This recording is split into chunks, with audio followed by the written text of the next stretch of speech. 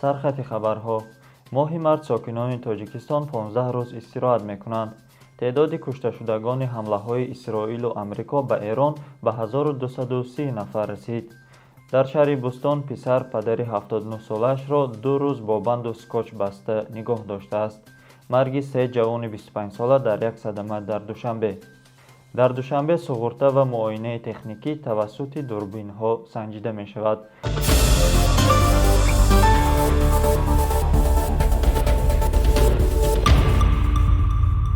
سلام بینندگان عزیز، برنامه نویدی 7 روز است با آخرین خبر و رویدادهای مهم هفته اخیر. منظور شما ما را همراه باشید.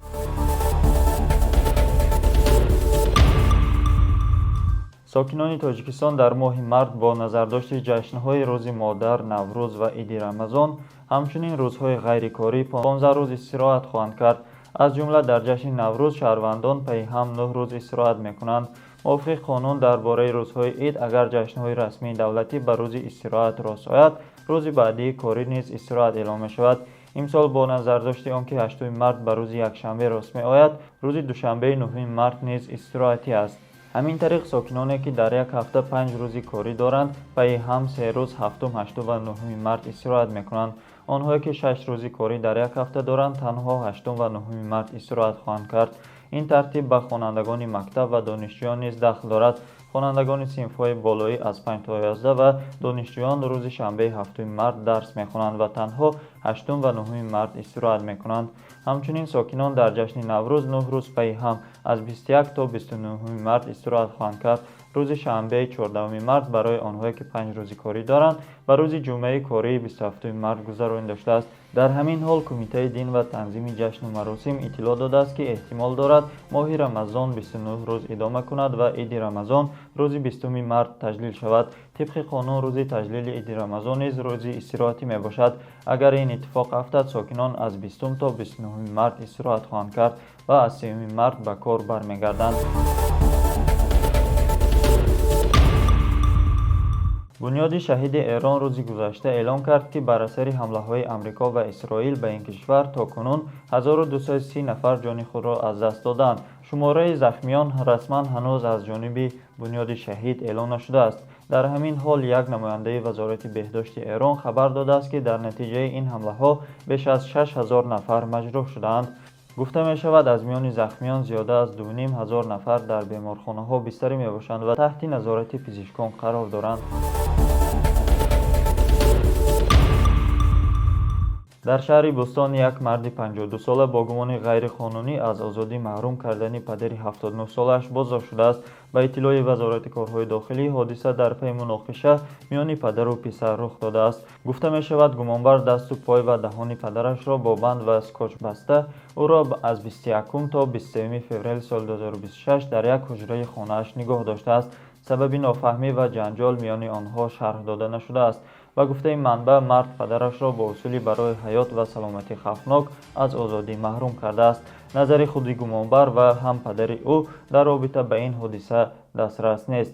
وزارت کارهای داخلی علیه مرد 52 ساله با گمان صادر کردن جنایت طبق ماده 131 قسم 2 کودکس جنایتی غیر قانونی از آزادی محروم کردن پرونده جنایتی آغاز کرده است.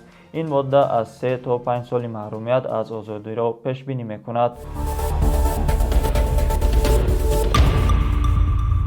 شام 2 مارس تخمینا ساعت 19:50 در خیابان رودکی شهر دوشنبه صدمه نقلیاتی رخ داد که در نتیجه 3 نفر جان باختند. به اطلاع وزارت کارهای داخلی راننده اتومبیل لکسوس RX 350 فرقت خواجه‌وی 25 ساله ساکن ناحیه ورزاب هنگام حرکت در روبروی بنای کارخانه سمنت تاجیک از عهده اداره نقلیات نبرآمده به دیوار بتونی کناری راست راه برخورده است.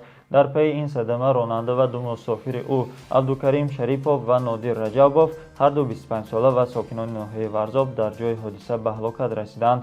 مسافر دیگری اتومبیل شریفی جان اسمت‌زاده 25 ساله ساکن ناحیه ورزاب جراحت وزنی جسمانی برداشته به بیمارخانه انتقال داده شده است.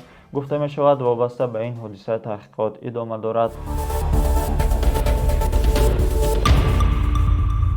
шуруъ аз 5 март дар шаҳри душанбе низоми худкори санҷиши мавҷудияти суғуртаи ҳатмӣ ва муоинаи техникии нақлиёт тавассути дурбин ва суръатсанҷ фаъол гардид. Дар ин бора полиси Душанбе иттилоъ додааст. Ба иттилои манбаъ, дар сурати надоштани суғуртаи ҳатмӣ ё нагузаштан аз муоинаи техникӣ, нахуст ба ронанда паёми огоҳӣ фиристода шуда, барои ислоҳи камбудӣ 10 шабонарӯз муҳлат дода мешавад. Агар дар ин муддат талабот иҷро нашавад, барои нагузаштани муоинаи техникӣ 234 сомонӣ ва барои идораи воситаи нақлиёт бе суғуртаи ҳатмӣ 78 сомонӣ ҷарима татбиқ мешавад. Полиси Душанбе аз ронандагон хостааст ҳуҷҷатҳои марбут ба суғурта ва муоинаи техникиро саривақт дастрас намоянд, то аз ҷарима пешгирӣ шавад. Тибқи қонун тамоми воситаҳои нақлиёт дар кишвар бояд ҳамасола аз муоинаи техникӣ гузаранд. Дар ҷумҳурӣ 62 нуқтаи санҷиши техникӣ фаъол аст, ки 13 тои он сайёр мебошанд. бинандагони азиз, ин буд хабари рӯйдодҳои муҳими ҳафта дар барномаи навиди 7 рӯз. моро дар шабакаҳои иҷтимоӣ пайгирӣ намоед. хайр.